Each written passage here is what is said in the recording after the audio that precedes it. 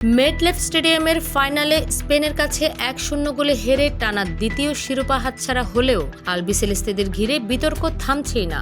Argentine ভক্তদের দাবি ছিল পুরো টুর্নামেন্ট জুড়ে তাদের দল পরিকল্পিত পক্ষপাত ও সমালোচনার শিকার হয়েছে। আর সেই বিতর্ককে উস্কে দিয়ে সম্প্রতি আর্জেন্টিনার জনপ্রিয় টিভি অনুষ্ঠান তোদো নতিনিয়াস প্রকাশ করেছে আলবিসেলেস্তেদের বিরুদ্ধে তথাকথিত ষড়যন্ত্রকারীদের এক বিস্ফোরক তালিকা। অনুষ্ঠানটির উপস্থাপক জোনাথান ফিয়েলের দাবি, বিশ্বকাপ চলাকালে বিশ্বজুড়ে কিছু প্রভাবশালী ব্যক্তিত্ব আর্জেন্টিনার ভাবমূর্তি ক্ষুণ্ণ করার চেষ্টা করেছিলেন। টিভি শোতে প্রকাশিত সেই তালিকার শীর্ষে রাখা হয়েছে মিশরের কোচ হোসাম হাসানকে।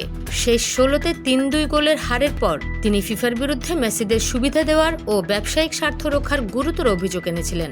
তালিকায় আছেন ব্রিটিশ সাংবাদিক পিয়ার্স মর্গান। তিনি আর্জেন্টাইন দলকে সহিংস ও ফুটবলের কলঙ্ক বলে আক্রমণ করেছিলেন। এছাড়া আর্জেন্টিনাকে বিশ্বের অন্যতম বর্ণবাদী দেশ বলায় স্থান পেয়েছে হলিউড অভিনেতা স্যামুয়েল এল জ্যাকসন। তালিকায় যুক্ত হয়েছেন ইনফ্লুয়েন্সার আইশো স্পিডিও। আর্জেন্টিনা বিরোধী প্রচারণা এবং স্পেনের জয়ে উচ্ছ্বাস প্রকাশকে সেখানে উদ্দেশ্য প্রণোদিত বলে তুলে ধরা হয়। তালিকাটিতে আরও নাম রয়েছে নিউ ইয়র্কের মেয়র জোহরান মামদানি, মেক্সিকোর প্রেসিডেন্ট ক্লাউদিয়া শেনবাউম, স্প্যানিশ গায়িকা রোসালিয়া এবং চিলির অভিনেতা পেদ্রো পাস্কেলের।